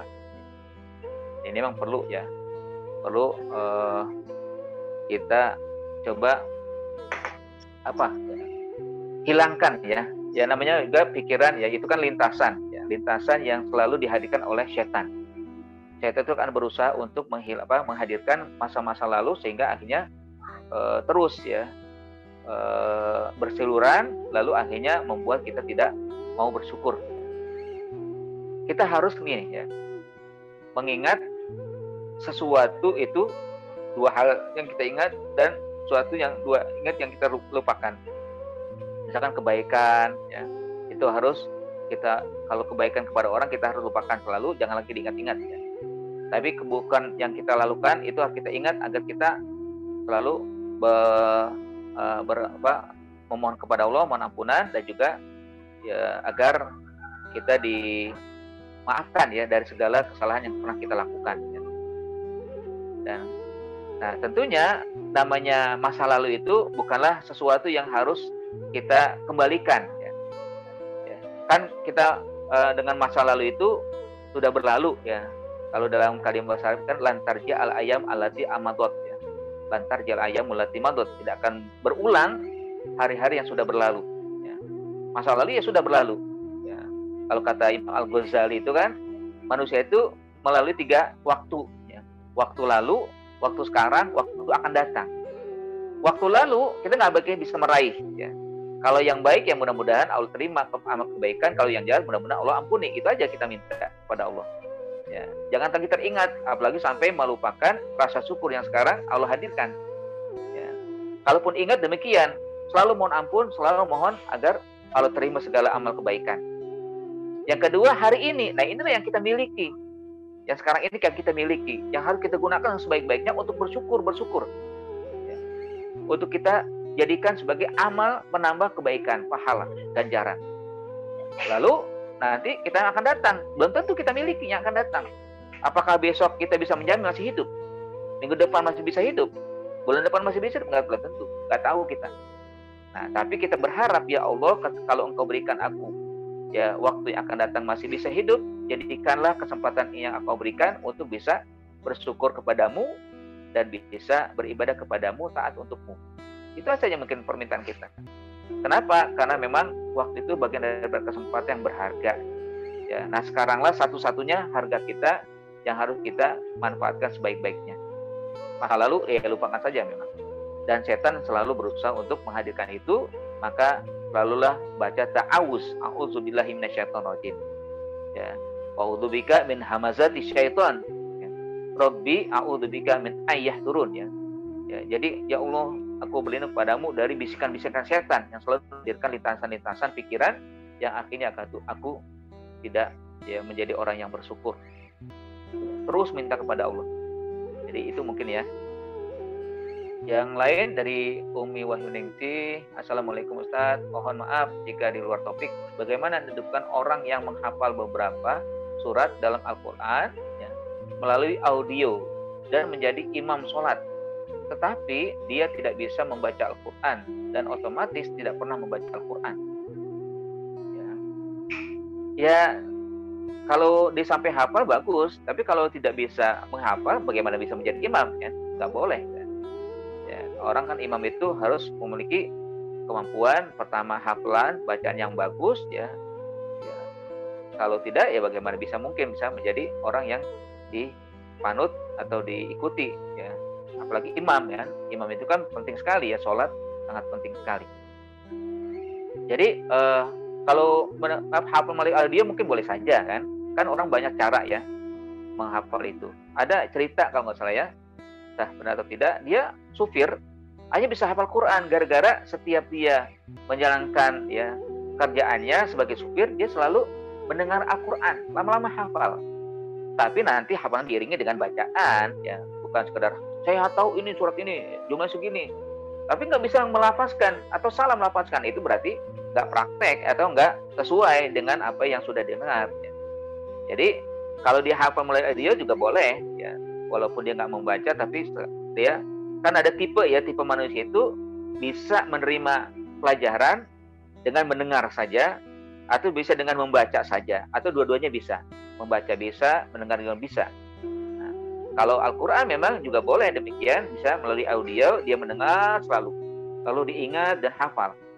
Tapi hafalnya akan nyata kalau dia keluarkan, ya dibaca, sesuai dengan apa yang dibaca, dia didengar itu kan. Misalkan dia mengikuti lafaznya Imam Sudais misalkan, bacanya bagus ya, atau ya apa Al-Ghamidi indah dan begitu lembut ya, atau ya Ma'isyari Hafsi itu kan, dan banyak para ulama yang lain, misalkan satu dia mendengar selalu lalu sampai hafal, bagus ya. Nanti kalau menjadi imam sesuai dengan bacaan itu, nah itulah yang diterima. Tapi kalau enggak, berarti enggak sesuai ya, dengan apa yang sudah dihafal. Walaupun dia mengatakan saya sudah hafal semuanya gitu. Tapi realitinya jadi imam malah justru bacanya enggak bagus. Assalamualaikum Ustaz, maaf, bagaimana cara untuk tetap istiqomah dalam syariat Allah ya? Bagaimana katanya dengan surat Asy-Syams ayat 8 sampai 9, kebahagiaan dan kesetaraan manusia sudah ditentukan oleh Allah ya. Sebagaimana disebutkan di hadis arba'in keempat ya. Syaqiyun au sa'idun, mohon betul ya, mohon penjelasan dan pencerahannya Ustaz. Baik, ya, hakikatnya gini ya. Bahwa kita itu memang musayyar, kita itu sudah ditentukan oleh Allah kehidupan kita.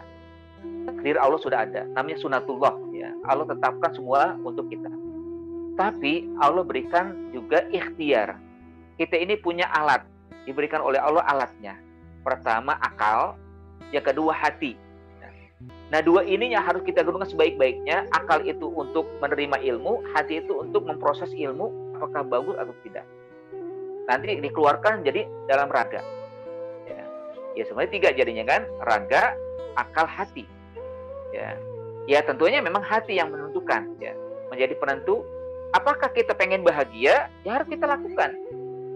Ya, tapi jangan sampai sudah ditentukan begini nggak bisa berubah, akhirnya mengikuti aja begitu. Bukan. Itu namanya kita harus menghilangkan dari namanya Qadariyah dan Jabariyah. Ya. Kalau Qadariyah itu kan mengatakan kita berbuat itu takdir Allah, kita robot. Ya. Jadi kita nggak bisa berubah, sudah takdir, nggak bisa. Atau Jabariyah, pasrah aja gitu kan. Bukan Jabariyah itu artinya kita beramal sesuai dengan apa yang kita miliki. Nggak ada takdir Allah gitu kan. Enggak. Kita berada di tengah-tengah. Kita memang ditakdirkan oleh Allah. Artinya memang semua aktivitas kita ditetapkan oleh Allah. Tapi aktivitas yang baik-baik. Aktivitas yang memang sesuai dengan syariat Allah, sesuai dengan ketentuan Allah yang ada dalam Al-Quran dan juga hadis Nabi. Itu. Ya. Tapi kalau sudah menyimpang, ini bukan takdir Allah namanya. Ini sudah keinginan manusia yang dia bisa karena setan dibisikkan atau direbuskan, bisa karena hawa nafsu yang selalu ya menjadi pemuas hatinya, pemuas kehidupannya yang dia terkendali oleh itu. Ya. Jadi karena kalau dikatakan fa'alhama fujura wa taqwa itimba atas qoha ya, bahwa wa nafsi wa masawa itu kan qad aflaha man zakka wa qad khaba man dasar, bukan berarti manusia telah ditekan sengsara dan baiknya. Nah, disebut dalam hadis itu, hadis Nabi SAW, bahwa dia menjadi bahagia atau tidak, itu artinya di dunia atau juga nanti di akhirnya. Kalau di dunia begini, kita bisa memilih apakah kita bisa menjadi orang yang bahagia, memiliki harta yang berlimpah, atau sengsara, ya, atau miskin, gitu kan?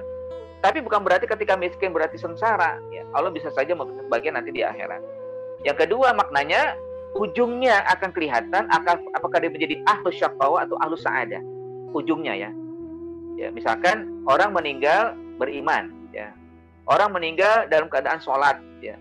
Orang meninggal karena berjihad, berarti kita tahu ini min ahli sa'adah. Berarti dia adalah orang yang akan berbahagia. Tapi kalau orang meninggalnya kufur, ya, meninggalnya dalam minum khamr atau berzina, na'udzubillah dengan itu, maka dia ketahuan bahwa dia ujungnya memang ahlu asyaqawa, sudah jelas. Ya. Itu yang bisa kita nilai. Ya. Itu yang bisa kita ketahui bahwa dia adalah ahlu sa'adah atau ahlu syaqawa. Kalau akhirnya ya.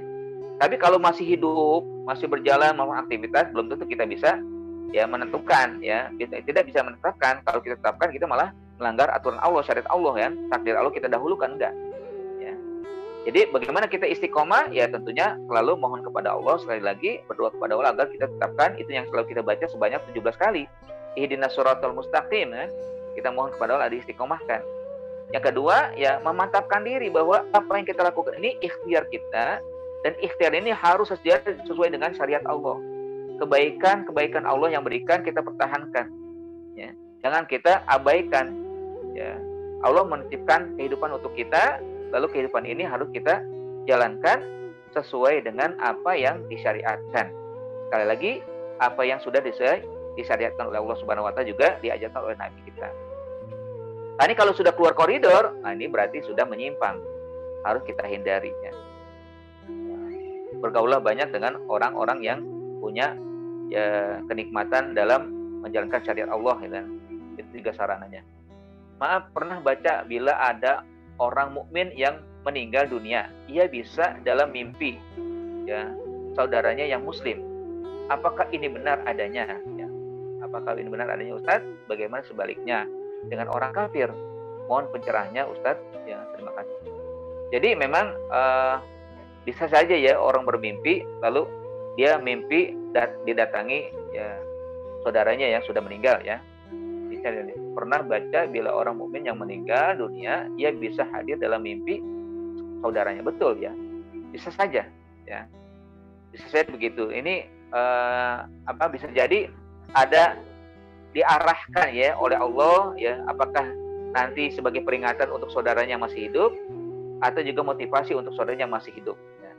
Ya kalau misalkan ya saudaranya yang meninggal itu baik, lalu datang dalam mimpinya bahwa saya diberikan kenikmatan begini, kamu lakukanlah, lalu akhirnya berkali-kali itu dijumpai ya dalam mimpinya, lalu dia menjadi orang sadar, nah itu mungkin hidayah yang diberikan melalui saudaranya yang sudah meninggal. Ya. Atau juga kebalikannya, na'udzubillah ya, misalkan. Nah, apakah ini benar? Mungkin bisa aja benar. Ya, karena bisa proses terjadi oleh Allah Subhanahu wa taala berikan hidayah melalui apa saja. Dengan mimpi juga demikian. Ya, kan ada juga yang mimpi berjumpa Nabi ya. Ya memang itu udah pasti kalau misalkan itu kebenaran ya, bahwa hakikatnya Nabi itu tidak diserupai oleh setan. Tapi gini ya, yang mimpi itu sebenarnya gini, kalau perhatikan, kalau dia mimpi untuk kebaikan, berarti itu memang hidayah dari Allah. Allah berikan petunjuk dari saudaranya yang sudah meninggal, yang saudaranya itu baik. Tapi keburukan, kalau misalkan mimpinya itu mengajak pada keburukan, itu setan. Selalu yang buruk itu pasti setan. Yang diserupakan dalam wajah saudaranya, lalu mengajak, saya nggak ada apa-apa kok, saya berbuat jahat, dikubur nggak ada apa-apa. Nah itu setan. Mengarahkan dia untuk selalu ikut dengan saudaranya yang sudah berbuat jahat, tapi dianggap tidak ada apa-apa masalahnya gitu. Jadi intinya bahwa sesuatu yang baik itu memang akan menjadi baik untuk diikuti kalau misalkan dia mengarahkan kepada kebaikan itu. Tapi kalau sampai menghentikan kebaikan, memotivasi untuk berbuat jahat, melanggar syariat Allah, itu berarti setan yang hadir dalam tubuhnya atau dalam mimpinya. Nah, dia harus tinggalkan, jangan sampai diikuti. Bola alam ya. Itu, ya. Baik, yang lain, apakah anak yang gugur 3 bulan akan dibangkitkan? Ya. 3 bulan berarti belum ada ini janinnya ya. Belum ada ruhnya ya saya. Ya kalau setahu saya yang di dalam syariat tadi, dalam hukum fikih itu dia kan tidak ada nyawanya ya. Tadi belum sempurna. Berarti belum sempurna dia, berarti belum dianggap nyawa seutuhnya. Ya. Kalau meninggal berarti tidak dibangkitkan lagi, ya, tidak diambil lagi. Ya.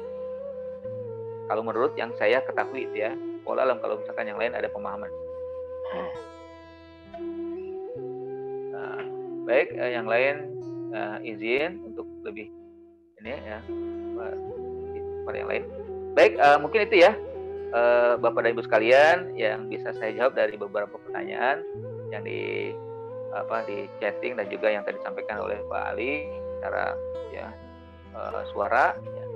Dan mudah-mudahan hal ini bisa kita jadikan pemicu untuk kita selalu beribadah kepada Allah, bakti kepada Allah, taat kepada Allah ya, bahwa hidup kita ini ditentukan oleh Allah Subhanahu wa taala. Kita tidak pernah pesan kehidupan, tapi ketika kita hadir di dunia dengan kehidupan seperti ini, kesempatan yang besar liyabluwakum ayyukum ahsanu amala, agar kita bisa ditetapkan siapa yang terbaik amal kita, ujian kita dalam kehidupan ini.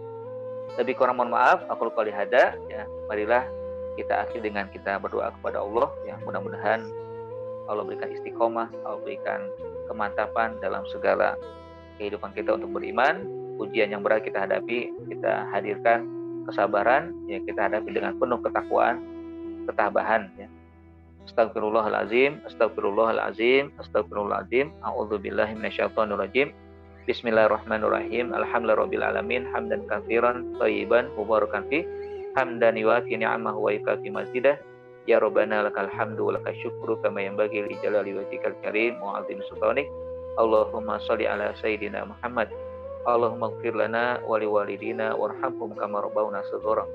Allahumma ighfir lana wa li ikhwanina alladziina sabaquna bil iman wa la taj'al fi qulubina ghillan lil ladzina amanu rabbana innaka ra'ufur rahim. Allahumma innaka 'afuwun karim tuhibbul 'afwa fa'fu 'anna ya karim. Allahumma adfa' 'annal bala wal waba wal ghala wal fahsya wasyada'id wat ta'un wal fitan wal mihan ma zahara minha wa ma batan bi rahmatika ya arhamar rahimin. Allahumma inna nas'aluka salamatan fid din wa 'afiyatan fil jasad wa ziyadatan fil ilm wa barakatan fil rizq wa taubatan qabla al maut wa rahmatan indal maut wa maghfiratan ba'dal maut. Allahumma hawwin 'alaina fi sakaratil maut wan najata minan nar wal afwa indal hisab. Allahumma taqabbal minna innaka antas samiul alim wa tub 'alaina innaka tawwabur rahim. Rabbana atina fid dunya hasanah wa fil akhirati hasanah wa qina adzabannar. Wa sallallahu ala sayyidina Muhammadin wa ala alihi wasallam. Subhana rabbika rabbil izzati amma yasifun wa salamun alal mursalin walhamdulillahi rabbil alamin. Alhamdulillah rabbil alamin. Terima kasih sekali lagi atas kehadirannya. Ini ada yang bertanya lagi ya. Baik ya, saya coba jawab ya sebelum kita akhiri. Yang lain mungkin silakan jika ada yang ingin izin mundur ya. Tadi di mana ya?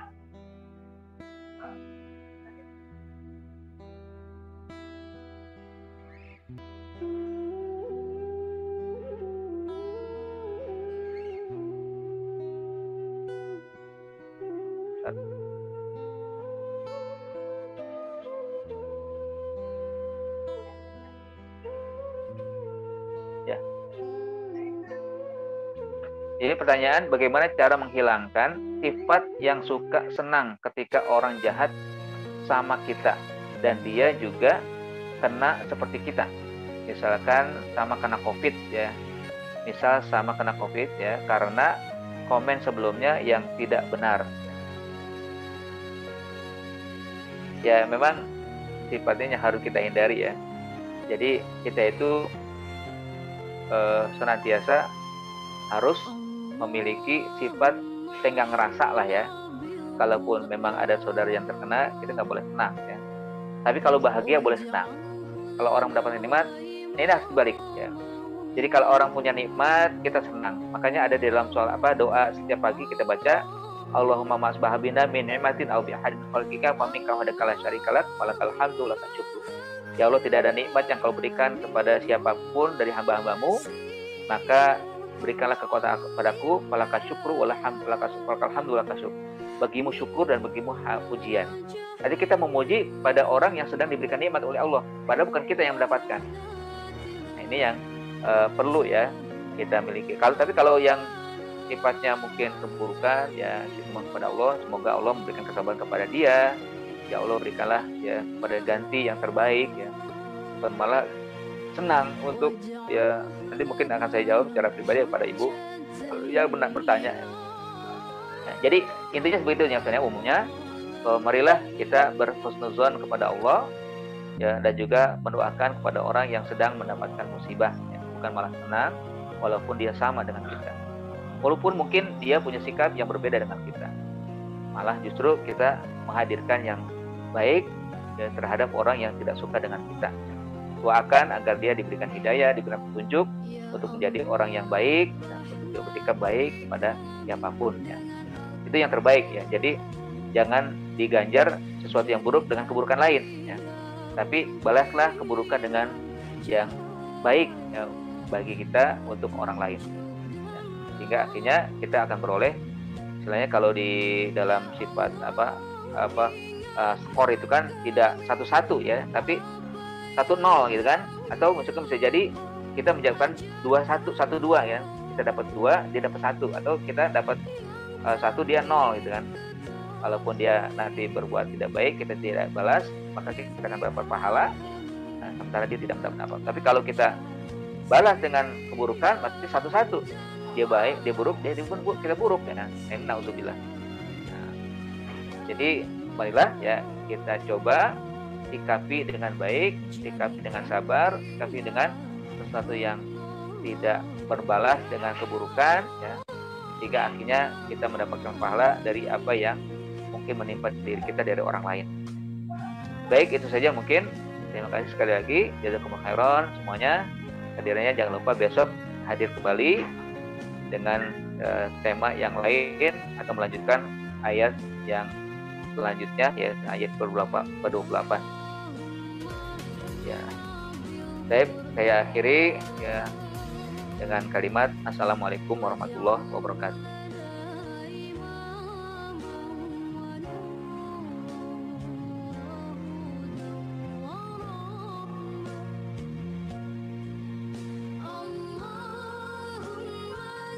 Baik, saya tutup ya.